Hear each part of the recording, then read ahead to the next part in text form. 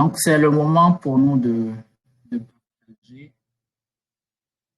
La lecture était un peu longue, c'est vrai, mais elle était très intéressante. Donc, je suis sûr que vous avez certainement beaucoup de choses à dire par rapport à cette lecture. Donc, je vous laisse la parole. Si quelqu'un veut intervenir, la personne peut juste ouvrir son micro et, et parler.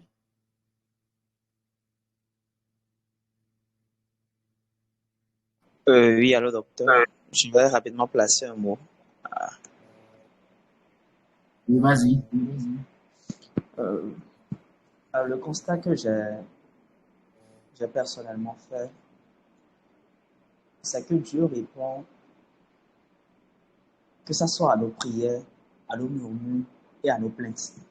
Il répond. Seulement que lorsqu'il répond à nos plaintes et à nos murmures, c'est une malédiction sous forme de bénédiction. Seulement que nous ne faisons pas souvent attention. Je reprends. C'est une malédiction sous forme de bénédiction. Et je pense que ce fut également le même cas quand les Israélites murmuraient dans le désert pour demander de quoi manger, quand Dieu leur a envoyé la manne. Je pense que cette manne qui a été envoyée après des murmures, c'est une malédiction sous forme de bénédiction. Parce que c'est dit que c'est cette manne-là qui les a tués. C'est dit également que quand ils consommaient cette manne-là, ils dépérissaient au quotidien, alors que la Bible dit que la bénédiction de Dieu n'est pas suivie de chagrin. Et ce fut également le cas ici. Ils ont murmuré, ils se sont plaints. Dieu leur a envoyé un roi. Pour eux, c'est une bénédiction, mais bien au contraire, c'est une malédiction. Et l'autre chose qui a attiré mon attention, c'est dans, je pense que ça doit être le chapitre 10, verset 19. Chapitre 10, verset 19.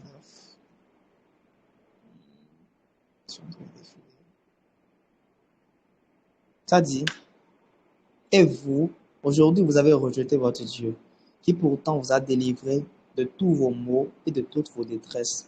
Vous lui avez dit, il faut que tu établisses un roi sur nous. Eh bien, puisqu'il en est ainsi, présentez-vous devant l'Éternel par tribu et par famille. Toutes les fois que nous rejetons la volonté de Dieu, ou bien toutes les fois que nous demandons la volonté permissive de Dieu, toutes les fois que nous plaignons, nous murmurons contre Dieu, et qu'il répond, indirectement, nous l'avons rejeté sans savoir. Donc, il faudrait que nous fassions vraiment attention lorsque nous prions, lorsque nous demandons quelque chose à Dieu, et qu'il dit ce n'est pas le moment. Nous ne devons pas vraiment insister, nous ne devons vraiment pas lui forcer la main pour qu'il réponde. Sinon, in fine, c'est nous qui récoltons les pots cassés. Merci, c'est tout ce que je voulais dire. D'accord. Merci beaucoup, Darius, pour ton partage. Je vais revenir sur certaines choses. Qui d'autre veut partager?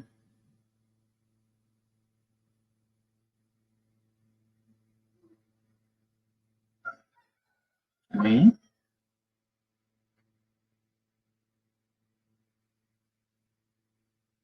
Milka, Gusta.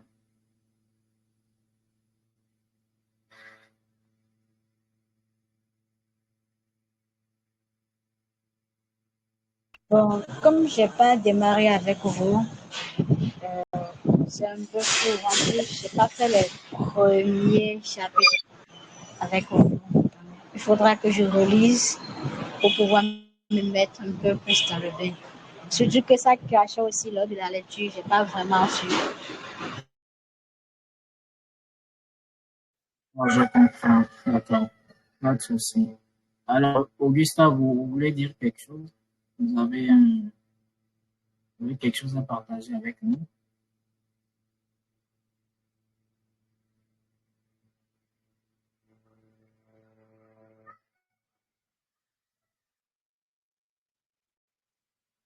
Alors, vous êtes là?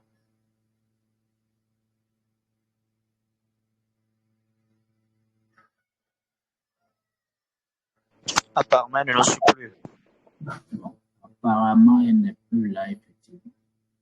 Ok, c'est pas grave. Ah, elle est là. Oui, je disais que je n'ai rien à dire pour le moment. D'accord, pas de souci.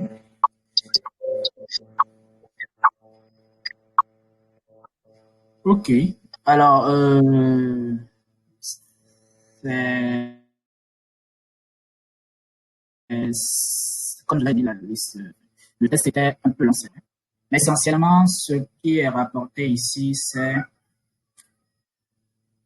le choix de Saül, ou alors comment est-ce que on nous raconte ici en fait comment est-ce que Saül est devenu le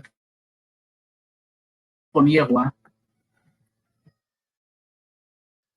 Nous l'avions déjà vu, ou nous l'avions plutôt déjà lu au chapitre 8, que Israël a demandé à avoir un roi. Israël a demandé à avoir un roi. Pourquoi? Tout simplement pour se conformer aux nations environnantes. Ils ont dit, écoute, établis sur nous un roi. Dis à l'Éternel que nous aussi nous voulons un roi, comme les autres peuples. Tout comme les autres peuples ont sur eux un droit, enfin un roi, nous aussi nous voulons un roi. Et comme Saül l'a dit vers la fin du chapitre 12, il leur a dit, vous avez demandé un roi comme si l'Éternel n'était pas déjà votre roi. Donc en réalité, ce n'est pas qu'il voulait seulement un roi, d'accord, pour se conformer aux autres peuples. Mais ce qu'il ne voulait plus, en fait, c'est de Dieu, en fait, comme leur roi. Parce que Dieu était leur roi. C'est Dieu qui décidait de tout. C'est Dieu qui les dirigeait. Même s'il passait par personne interposée pour leur annoncer ses oracles, pour leur parler. C'est Dieu qui les dirigeait, tout simplement. Et en fait, en disant nous voulons un autre roi, ils ont tout juste rejeté Dieu comme étant leur roi. Et ils veulent maintenant avoir l'un de leurs compatriotes comme roi. Et Dieu a cédé à leur demande. Et nous l'avions dit depuis la lecture passée, la lecture du vendredi, que ça, c'est l'expression même de ce qu'on appelle la volonté permissive de Dieu. Dieu leur a accordé cette demande-là. Il leur a accordé ce qu'il leur demandait. Non pas que c'était sa volonté parfaite, non. Ce n'était pas sa volonté parfaite à ce moment-là de leur donner un roi. Mais Dieu a mis que cela arrive. Ça, c'est la volonté permissive de Dieu. La volonté permissive de Dieu, c'est ce que Dieu nous accorde parce que nous avons murmuré, parce que nous avons demandé. Et Dieu, pour tout simplement, pour que nous ne lui rompons pas la tête, il nous accorde ce que nous avons demandé. Pas que c'est ce qu'il veut pour nous, mais puisque c'est ce que nous désirons, il laisse faire. Il ne lutte plus. Il nous accorde cela. Et finalement, nous comprenons pourquoi est-ce que cela s'appelle volonté permissive de Dieu. Tout simplement parce que, eh bien, puisque ce n'est pas ce que Dieu voulait au départ, il y a toujours des complications en cours de route. Il y a toujours des complications plus tard. Et c'est ce qui va se passer avec Saül. Et c'est ce que nous allons lire dans les chapitres qui vont suivre. Mais avant même d'aller là-bas, il y a quand même certains détails dans le texte qui sont frappants, qu'il convient que nous puissions rappeler. N'oublions pas que Saül a été choisi comme étant quoi? Roi d'Israël. c'est-à-dire la première personnalité d'Israël. Celui, voilà, qui, après Dieu, en fait, c'est lui. Après Dieu, c'est lui. C'est lui qui occupe la première place. C'est lui qui, comment dire, qui dirige toutes choses. C'est lui qui a la tête du peuple. Et nous allons voir, en fait, pourquoi est-ce que Saül est vraiment ce qu'on appelle volonté permissive. Alors, premier détail sur lequel on peut revenir, c'est que on dit un homme de la tribu de Benjamin. Donc, Saül était un Benjamite. Saül était un Benjamite.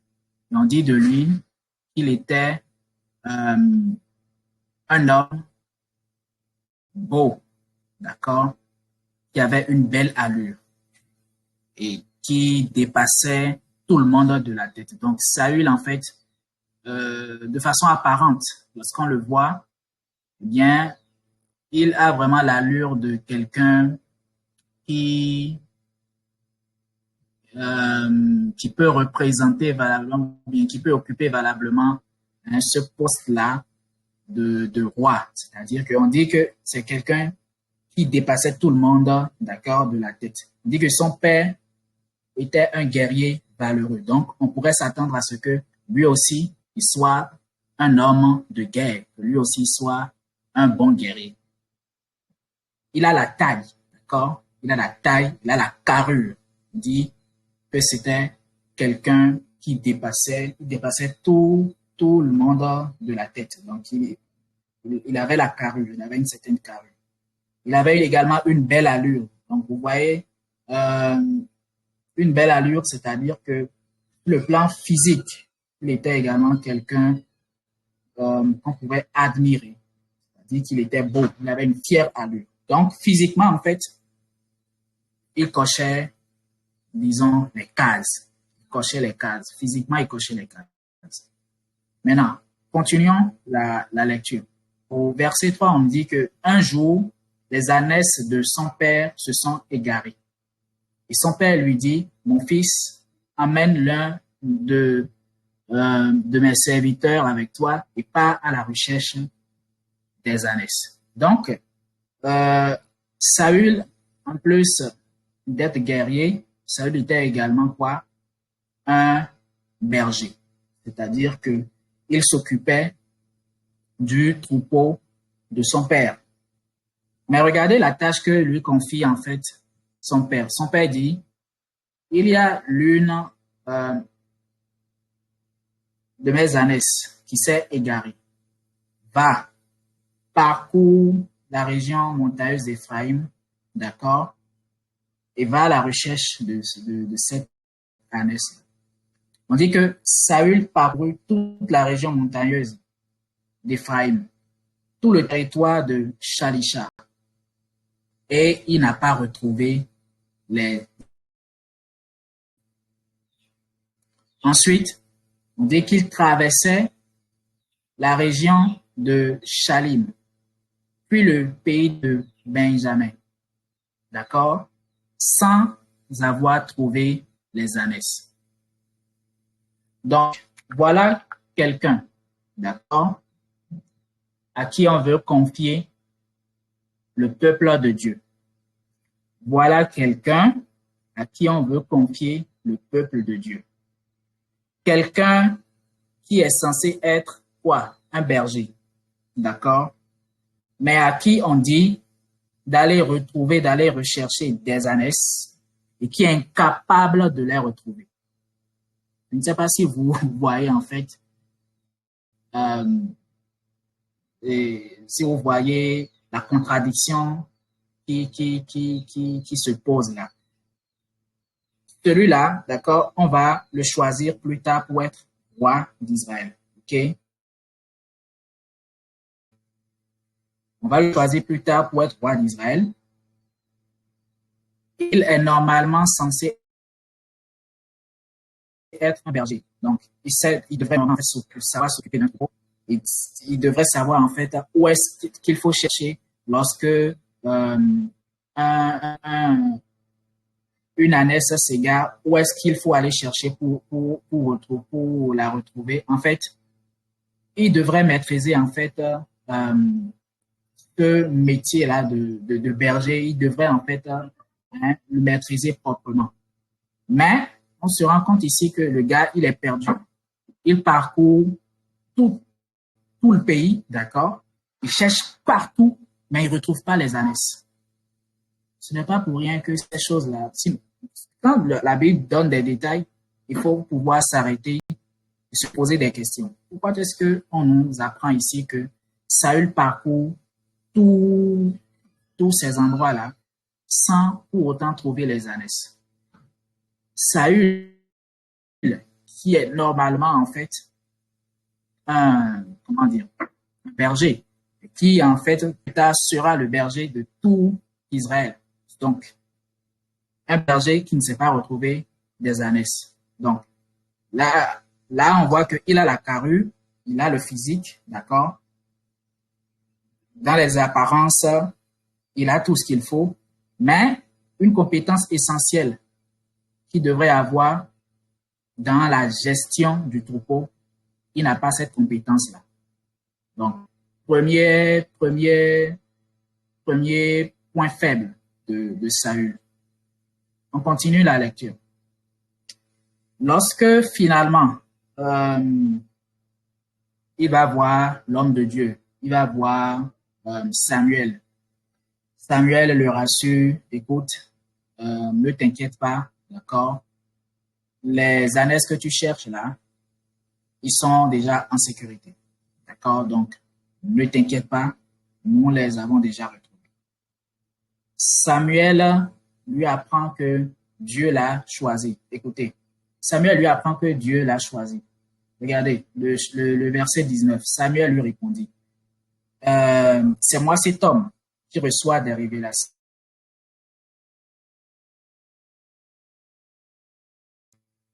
C'est moi cet homme qui reçoit des révélations, passe devant moi et montons au haut lieu. Ton serviteur et toi, vous mangerez avec moi aujourd'hui. Demain matin, je te laisserai partir après avoir répondu à toutes les questions qui te préoccupent. Quant aux ânesses disparues il y a 3 jours, ne t'en inquiète plus, elles sont retrouvées. Maintenant, regardez la dernière phrase. D'ailleurs, à qui est réservé tout ce qu'il y a de précieux en Israël? N'est-ce pas à toi et à toute ta famille? D'ailleurs, à qui est réservé tout ce qu'il y a de précieux en Israël? N'est-ce pas à toi et à toute ta famille? Pourquoi est-ce que Samuel lui dit ça? Parce que Samuel avait déjà été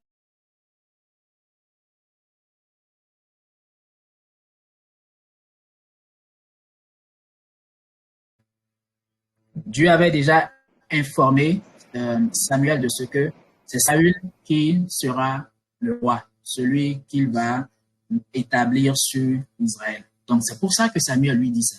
Mais regardez la réponse de Saül. Saül dit, mais qu'est-ce que tu dis là? Ne suis-je pas un benjamite? Donc, ne suis-je pas un benjamite? De la plus petite des tribus d'Israël. Et ma famille n'est-elle pas moins importante de toutes celles de ma tribu? Pourquoi parles-tu de cette manière?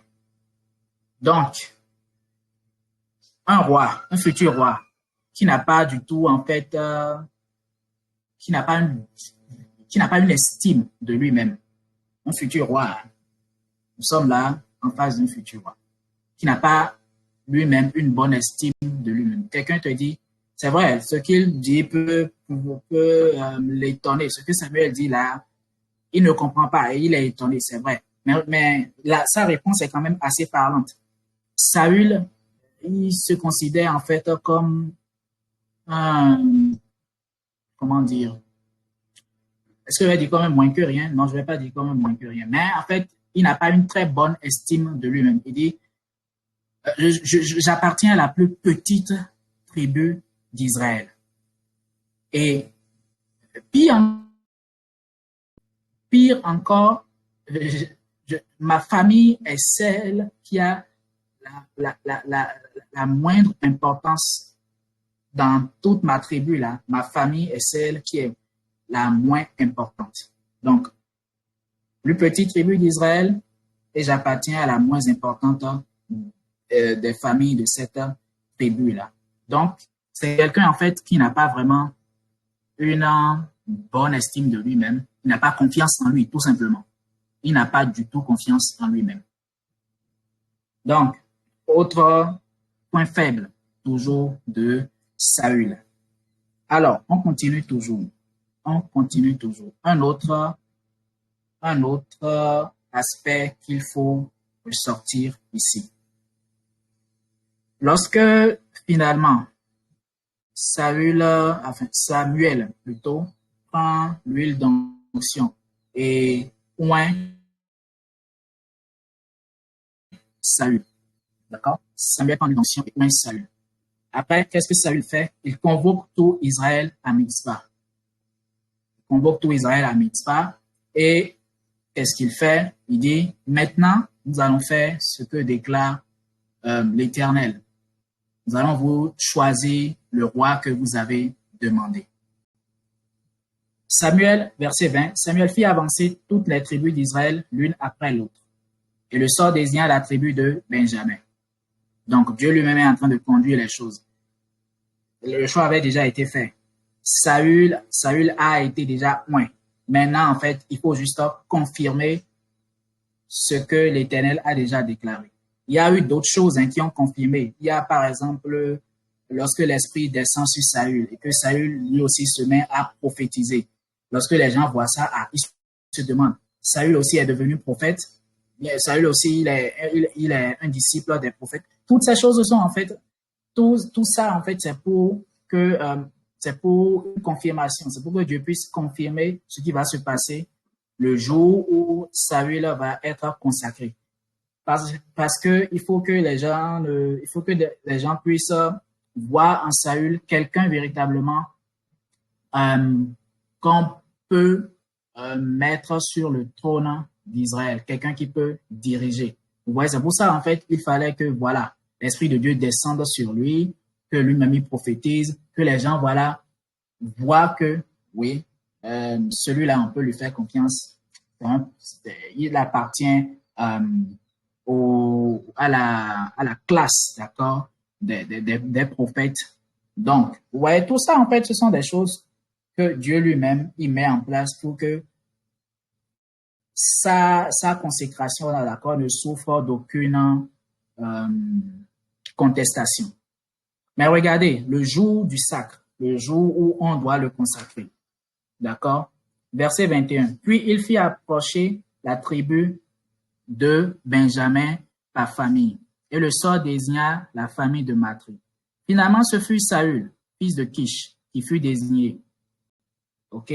Donc là, Saül est désigné devant tout le monde.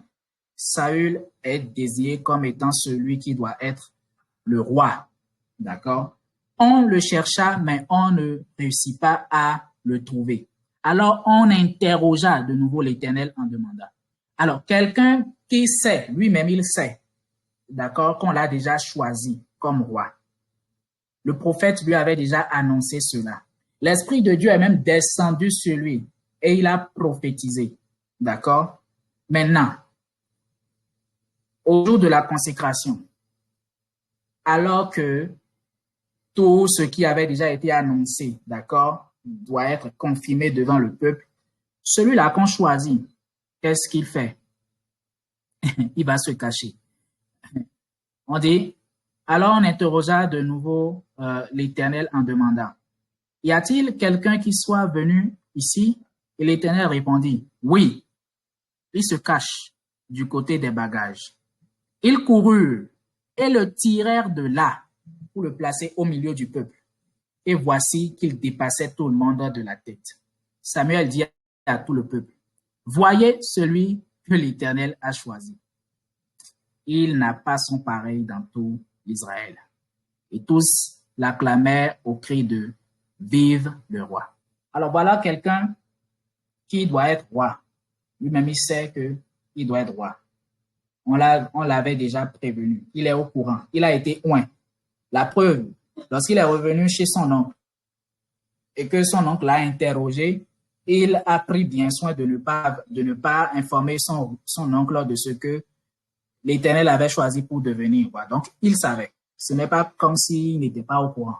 Il savait. Et finalement, on te choisit. Et qu'est-ce que toi tu fais? Toi, le futur roi, tu vas te cacher du côté des bagages. Et il a fallu qu'on aille te chercher, te tirer pour te mettre au milieu du peuple, d'accord? Pour que tu te montres finalement. Donc, vous voyez là, tous ces indices-là montraient déjà d'une certaine façon que, oui, Saül, bien qu'il ait la carrure, c'est-à-dire que physiquement, dans les apparences, oui, il coche toutes les cases. C'est un guerrier, d'accord? Il a fière allure, il est beau. Hein? Un roi doit être beau. Ça, il faut le savoir. Les rois sont des personnes très belles, sont des personnes très classes. Ça a toujours été comme cela. Donc, il est beau, ok?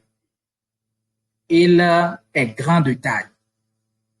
Il a la carrure d'un guerrier.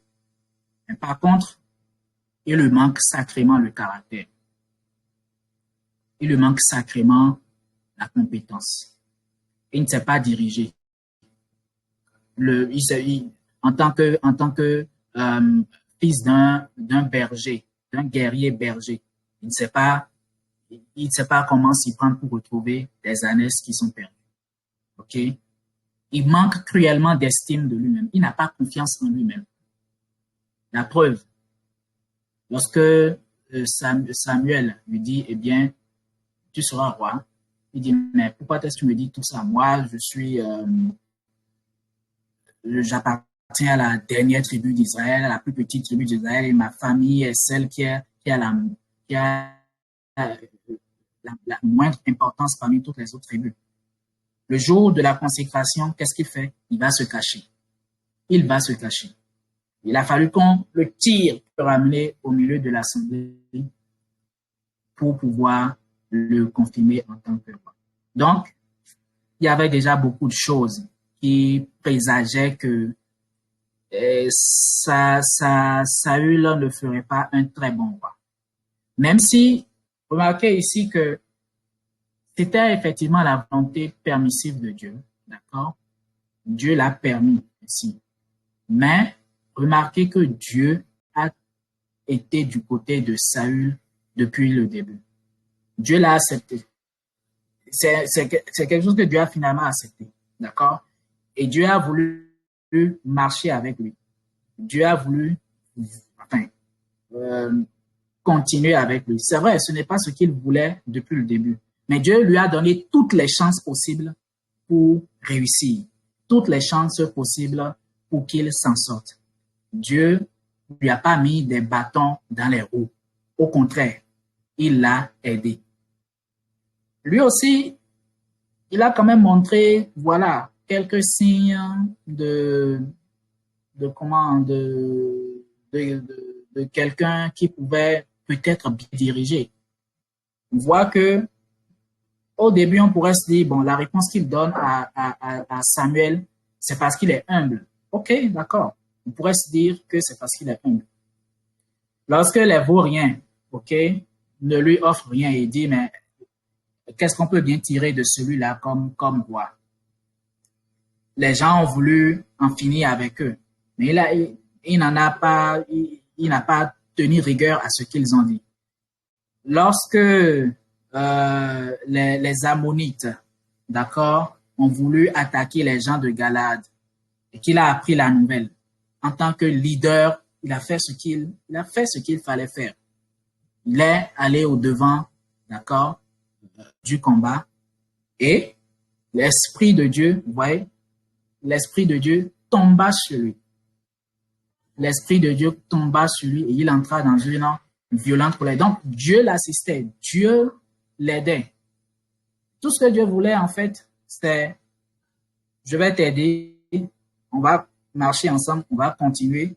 Tu n'es pas celui que moi j'avais choisi au départ, mais peut-être que tu ferais peut-être un bon roi. Mais nous voyons qu'il y avait déjà beaucoup trop de choses, d'accord, qui disqualifiaient ou qui présageaient en fait le fait que Saül ne serait pas finalement un si bon roi que cela. Et c'est là la volonté permissive de Dieu. Volonté permissive de Dieu, comme je l'ai écrit le vendredi passé, ce n'est pas la volonté de Dieu tout court. Okay? La volonté permissive de Dieu, ça peut capter. Les chances pour que ça ne marche pas, les chances pour que les choses se passent vraiment très mal, hein, elles sont de 99,99%. C'est-à-dire que, oui, lorsque Dieu n'a pas voulu et qu'on lui a forcé la main, les choses peuvent très mal se passer. Et nous le voyons bien avec cette histoire de Saül. Nous voyons bien comment est-ce qu'il a été mis à la tête du peuple. Nous voyons que dans les apparences, il cochait toutes les cases, mais sur le plan du caractère, sur le plan du leadership, il avait encore beaucoup de choses à apprendre. Il y avait encore beaucoup de choses qui lui manquaient. Et c'est ça qui a fait que finalement, comme nous allons le lire dans les chapitres qui vont suivre, il va virer. Et ça ne sera pas très joli pour le peuple. Il y a beaucoup d'autres choses à dire, hein. Beaucoup d'autres choses à dire dans ce test, mais je me rends compte qu'il est 14h16. On ne pourra pas tout dire, malheureusement. On ne pourra pas tout dire. Ce serait bien que nous méditions plus profondément ces tests, parce qu'il y a beaucoup d'enseignements. Ça ne parle pas que, en fait, du choix de Saül comme roi, ça ne parle pas que de cela. Il y a, par exemple, là, on pourrait parler, par exemple, de comment est-ce que, finalement, nous avons besoin de l'onction de Dieu. Nous voyons que c'est lorsque l'Esprit de Dieu descend sur Saül, voilà, qu'il est animé d'une sainte colère et qu'il prend le devant des choses. C'est lorsque l'Esprit de Dieu descend sur lui, en fait, qu'il montre de vraies aptitudes de guerrier, de vraies aptitudes de roi. Lorsqu'il a appris la nouvelle des menaces qu'ont proférées les Ammonites contre ceux de Galade, dit que l'Esprit de Dieu tomba sur lui. Et c'est là que véritablement on a vu en lui quelqu'un qui pouvait faire un roi, un meneur d'hommes, un guerrier, quelqu'un qui pouvait conduire ce peuple-là, qui pouvait l'aider à se défendre devant les attaques ennemies. Donc, c'est l'Esprit de Dieu qui nous donne la capacité de pouvoir faire ce à quoi Dieu nous appelle. Nous avons besoin de l'Esprit de Dieu. On dit que lorsque l'Esprit de Dieu tomba sur Saül, il a été comme changé en un autre homme. On va essayer de retrouver la référence. Je pense que ça doit être chapitre 11, verset 8, si je ne me trompe pas.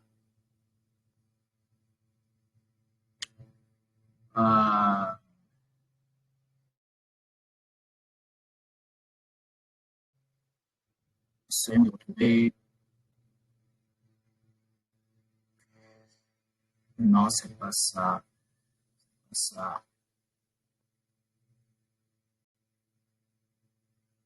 Bon.